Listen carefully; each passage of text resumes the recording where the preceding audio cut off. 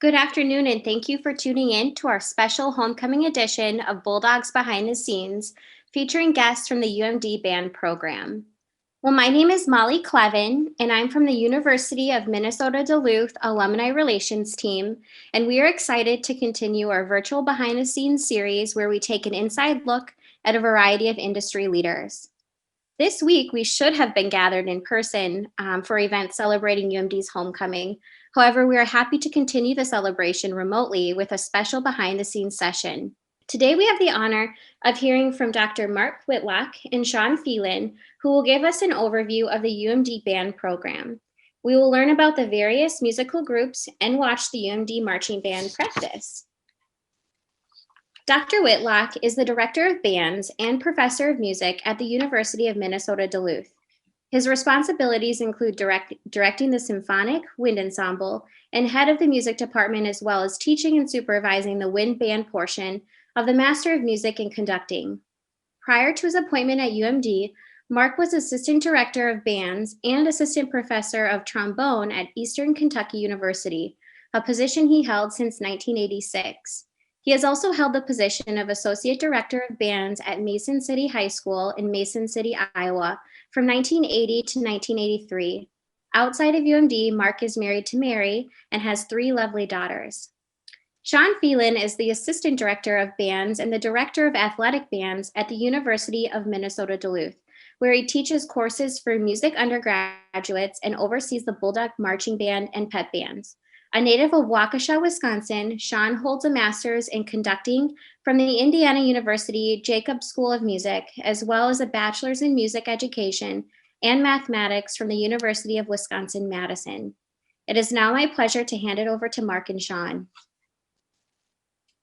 Thank you very much, Molly. Well, I'm Mark Whitlock, and as you know, I can see, as Molly had mentioned, I am the music department head and also the director of bands here in the Department of Music here at UMD. And I'm so pleased to be here to talk about our program, specifically our band program and the athletic band program. Just a little bit about the Department of Music. We're dedicated to providing a stimulating musical experience for all who have participated in their high school music programs when they come here. And you can see on the screen that we have many ensembles besides just band. We have chamber singers, concert chorales, jazz groups, vocal groups, orchestras, a full-fledged orchestra, percussion ensembles, and vocal jazz. So our goal here at the Department of Music is to offer a full array of opportunities for all students that come here, whether they are music majors or not. And one of the misconceptions by many students is that you have to be a music major to participate in our ensembles. And that's so far from the truth. If you are good at what you do and you have skills in this area, any of our ensembles are open to the non-majors. So the role here is just to have a Department of Music that serves thousands of people each year, with a majority of impressive representation throughout the performing ensembles. So at any rate, you can see here the role and impacts that we've got. And that's our mission. Our mission is to provide the highest quality musical experience for all students at UMD, to offer them a continuation from their high school experience, to develop skills and understandings that will allow them to perform a wide variety of music. We want them to all have an opportunity in making music in any assortment of ensembles that they want. We also want them to have high quality concerts to participate in or listen to, and that costs them nothing to be involved in this. We want to represent this region, the upper part of Minnesota and the upper Midwest, as a center of excellence for arts education. We want to bring, of course, representation to our campus, but we also, and this is very important, we want to support and enrich the strong academic programs that we have here at UMD by recruiting exemplary students who are also interested in attending an institution that values music performance, concerts, and the arts. Our ensembles, like I said, serve many students, and we usually have between 500 and 600 majors participating each year, and 50% of them are non-majors. And of course, we do this in the beautiful Weber Music Hall, which actually is celebrating its 18th birthday this week. you can see as we go to the next slide here that it has a big dome on the top. And the reason that dome was put on the top was to provide the acoustical treatments and the acoustical necessity that we'd have for every ensemble that occurs on campus, from small chamber groups to large ensembles like bands and orchestras. You can see in this next slide what the Weber Music Hall looks like from the inside as you're sitting up in the balcony looking out. And I want you to imagine what a performance might be like with any of our ensembles here, as the choir would be in the back along the choir loft, and the orchestra or the bands would be down and seated on the stage, making music together as they do during Sounds of the Season, our holiday spectacular concerts, or possibly one of our operas, or possibly the Masterworks choir and orchestra programs that we do have. So this picture shows you some of the small chamber groups that we have on our campus, featuring our string bass studio. And then here is a picture of the orchestra under the conductor right now of one of our graduate students who has since graduated and getting her doctorate. We have a master's degree program here in conducting, and we've turned out some wonderful, wonderful, wonderful people here. And she will be finishing her doctorate soon at University of Arizona. Will be looking for a job. And there's what I mentioned to you about one of our holiday concerts or Masterworks concerts and how that stage looks. And keep in mind that probably half of those people up there are non-majors, and of course the other half music majors. This is our band program, and that's me conducting here. And the band program, again, employs a lot of non-majors. And I have a little clip of the ensemble playing a piece of music that we commissioned. And that commissioning project was done for us between a Spanish composer who is a good friend of the program. And we have international guest artists coming in all the time to work with our students at the concert band, the orchestra, and in the choirs. So here's this piece that we got, just a clip of it.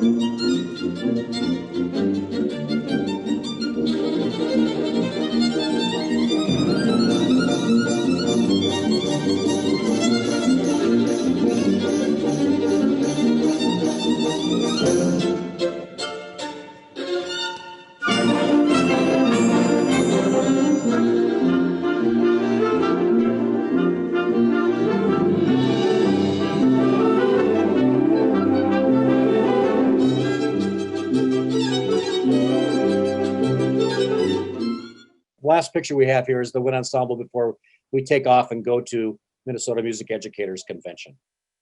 So I'm going to turn this over to our assistant band director, marching band, and pep band director, Sean Phelan. He can talk a little bit about the marching band program.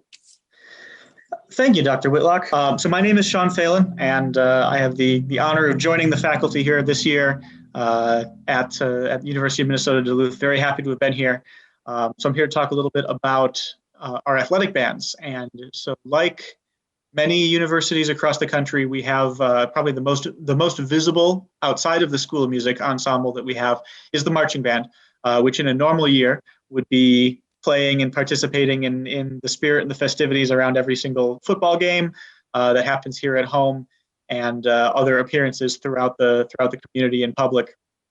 So you can see here a photo from a previous year of the marching band, arrayed in the stands, cheering the team on.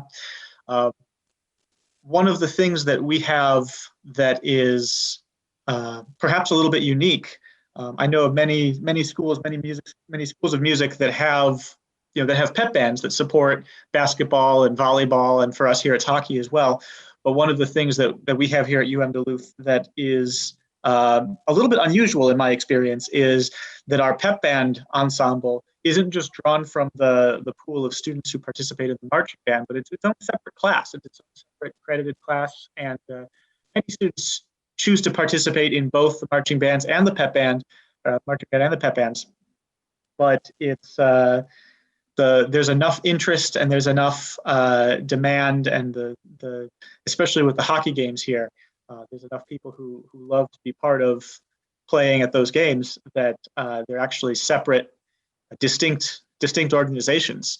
So it's a really neat thing, and it speaks to the the spirit of the university campus and the pride that the university takes in its athletic programs and the honor that they bring to the university. It's an honor to be able to contribute to that for the university and for the community as a whole, and also to give our students, both, as Dr. Whitlock said, both majors and non-majors, the opportunity to travel for tournament play and be part of, if they're playing in conference championships or for national championships. Many of our students get to be along for that experience, which is really not something that most college students get to include as part of their college experience. I mentioned a couple times about how things would work in a normal year. This is obviously not quite a normal year. You can see here an image that was actually taken at a rehearsal. It was a couple of weeks ago, as you can tell by the fact that it's looks like it's more than 40 degrees outside there. But this is what rehearsals for the marching band look like right now. Obviously, there is no football this semester, and we made the decision right before the school year started, when the decision was made by the athletic conference that football was not going to be taking place this year. We made the decision that we could still operate as a marching band. So you'll see a couple more images here in just a moment, and they'll show kind of the formation basically that we have set up. So we set the students in a distanced formation, a distance block. So they're all anywhere from 7.5 to 9 feet at least away from anybody else around them. And so they were arrayed in something kind of resembling concert arcs.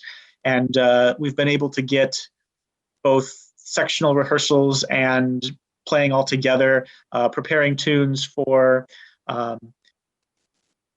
It's been a little bit tricky trying to find public opportunities for public appearances, but it does seem like we do have on our docket the Christmas City in the North Parade, which in a normal year would be taking place in a couple months, a month and a half or so. We're going to be recording some footage, preparing and recording some things for the broadcast of that will take the place of the parade this year. So it's not it's not ideal. It's not what I would have hoped for. It's not what I think many of the students would have hoped for. But we thought it was essential. It was important that for many of these students who maybe haven't had a chance to make music or play an instrument with other people since perhaps March, for us to have something we can do where we are getting together, in a responsible fashion. Everything we made the decision right off the bat that everything we were going to do was outdoors. We had too many people to be able to fit safely into any indoor space with distancing guidelines.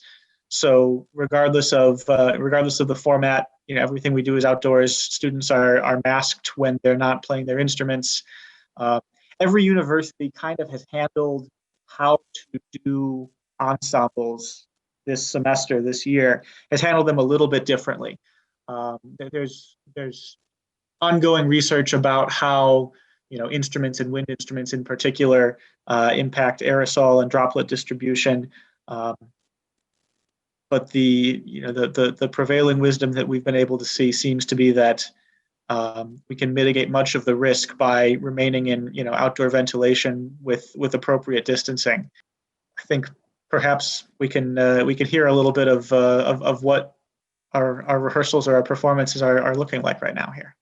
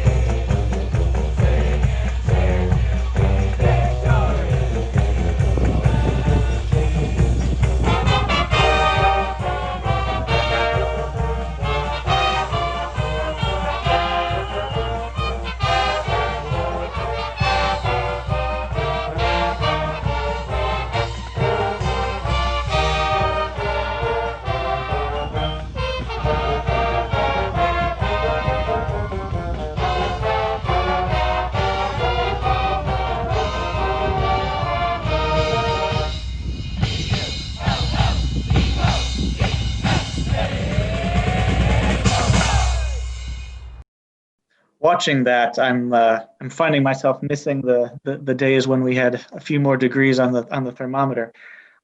As you can see, we've pretty much made the decision, at least for this semester, to kind of take the marching out of marching band, both to just be able to focus on playing instruments, but also to avoid having people moving through, space that others have been in, and being able to minimize that inside of the rehearsal context.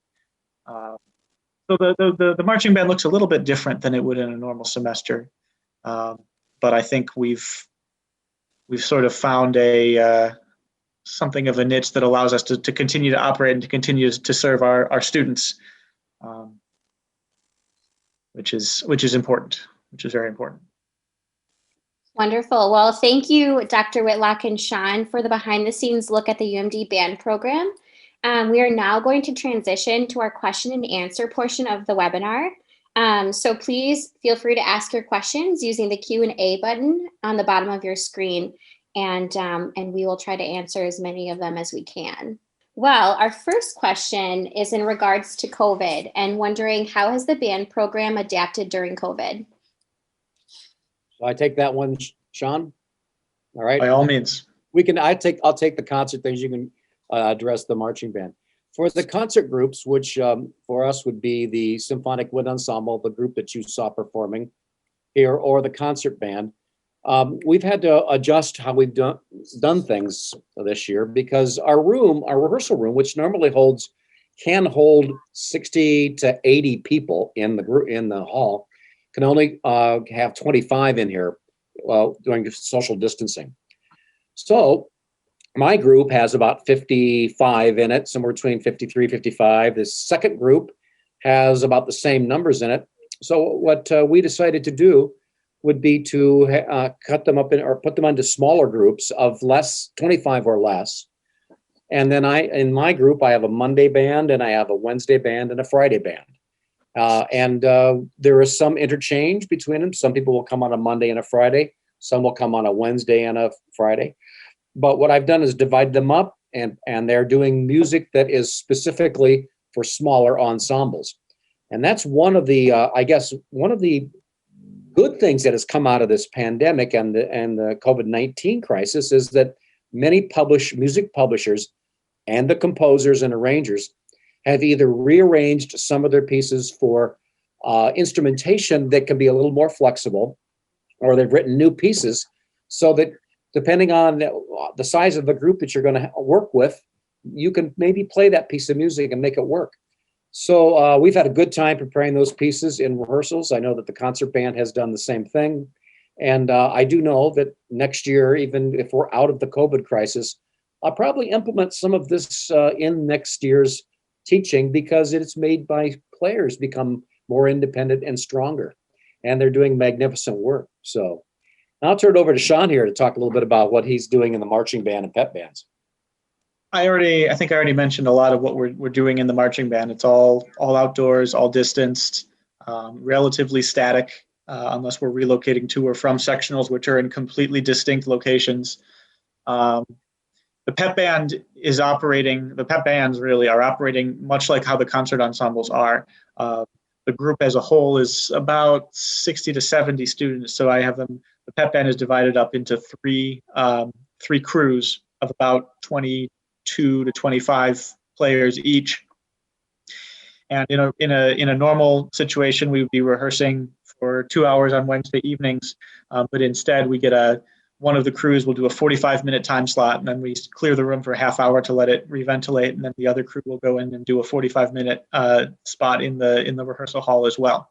So it's meant cutting down on the amount of rehearsal time that each individual person is getting, but it's still it's a little bit better than nothing. And as a follow-up to that, can the students still use the small practice rooms currently?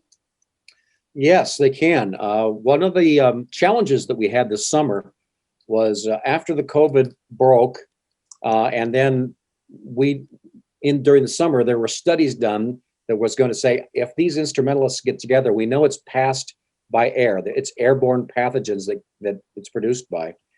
Then what are we going to do for wind and vocalists that produce this aerosol that carries the COVID with it. So what we ended up having to do is dividing the groups up by the amount of aerosol that they produce, and giving the vocalists who produce the most aerosol the biggest practice rooms that has the best ventilation. And then those that don't, like percussionists and string players and pianists, they got the regular practice rooms. But all of our rooms were tested for the ability to social distance, which means our capacity for each room went down significantly.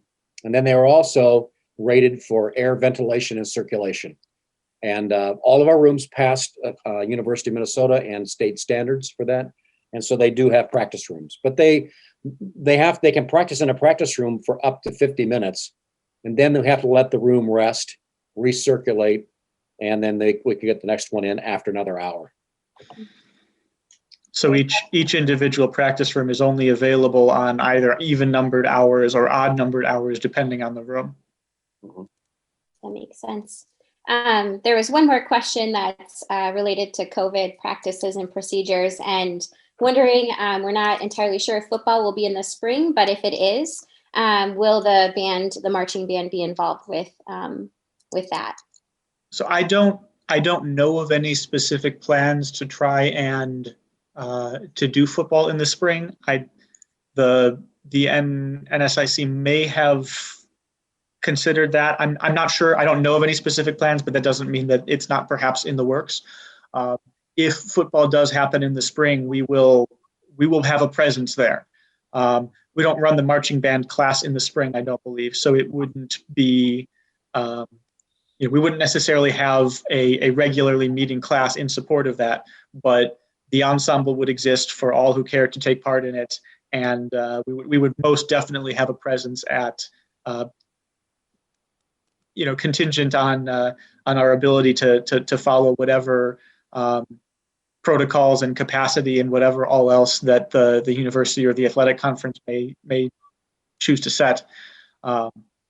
To whatever degree it's possible, we will have a presence at whatever ends up happening. Does that include hockey? If hockey, it does, and my understanding, again, and I am almost certain that I'm correct on this.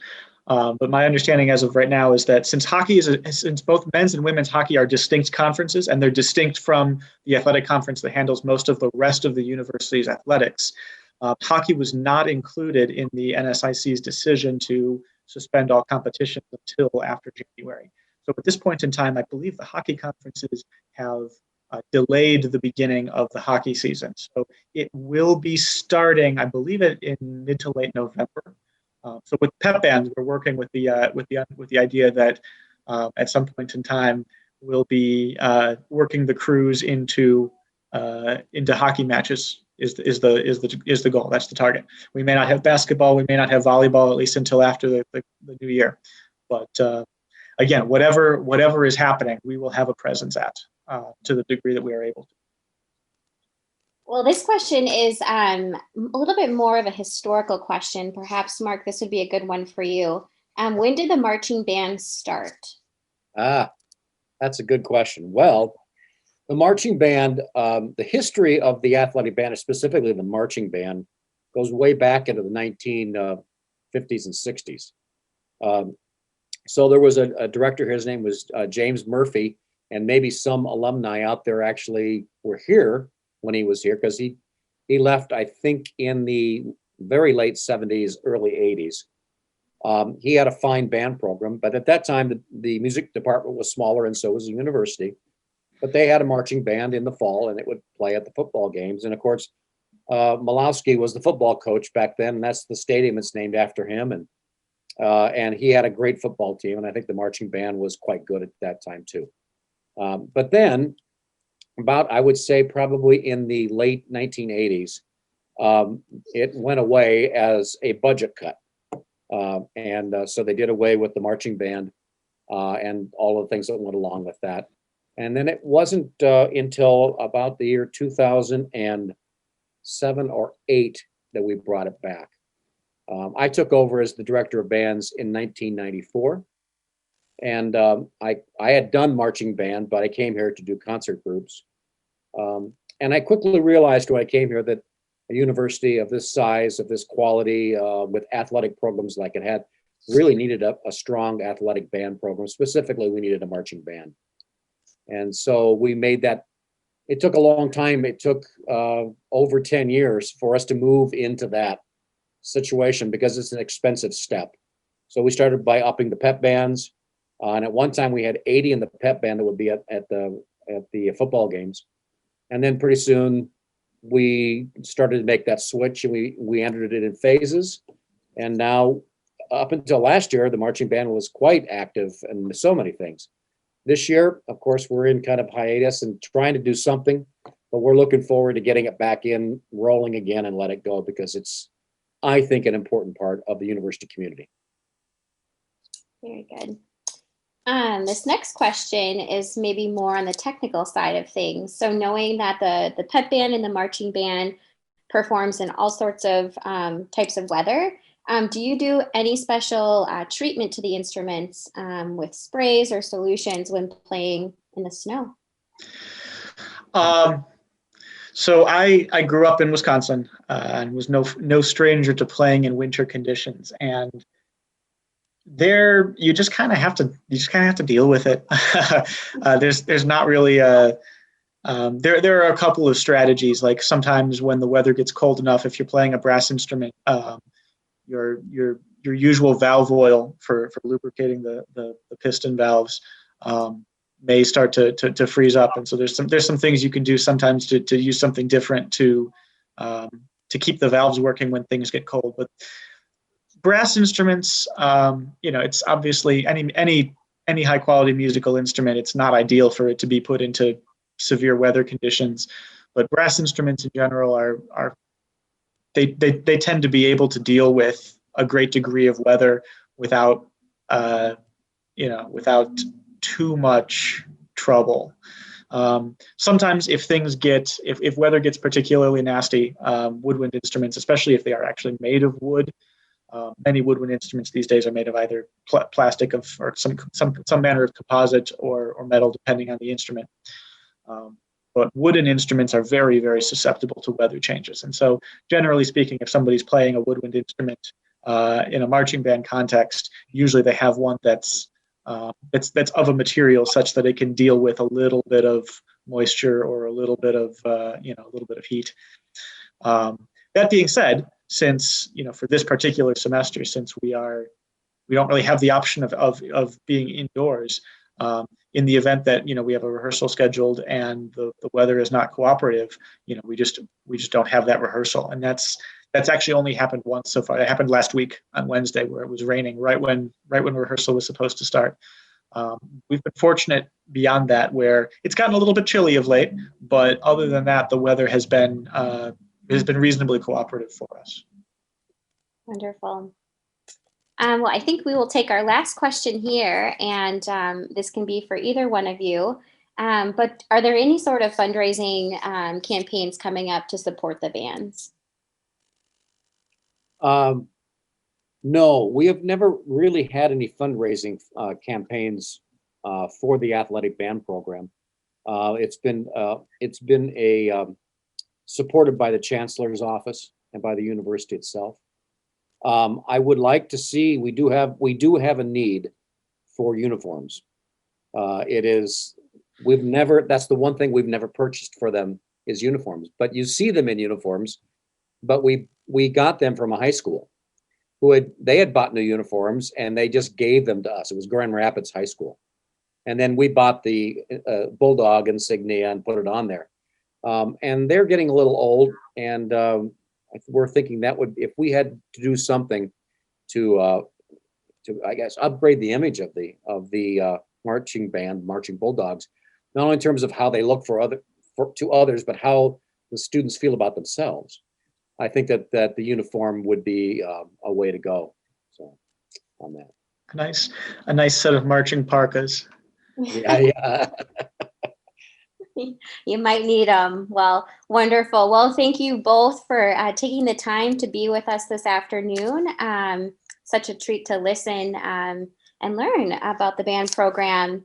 So if you have any other questions that weren't answered today, feel free to contact either Mark or Sean or our office, and we will provide a response as soon as we can. And also, please be sure to tune in tomorrow. We will be having a sneak peek of the newly renovated Romano Gym, which you see on the screen right now, with Gary Holquist and Karen Stromey. You won't want to miss it. So there's still time to sign up for that. And then also on Wednesday, we have another special guest, Jenny Eltink from the Kirby Student Center. Will be talking about all about the history of UMD building names and where those came from. So again, a big thanks to Mark and Sean, and go Bulldogs. Have a great day.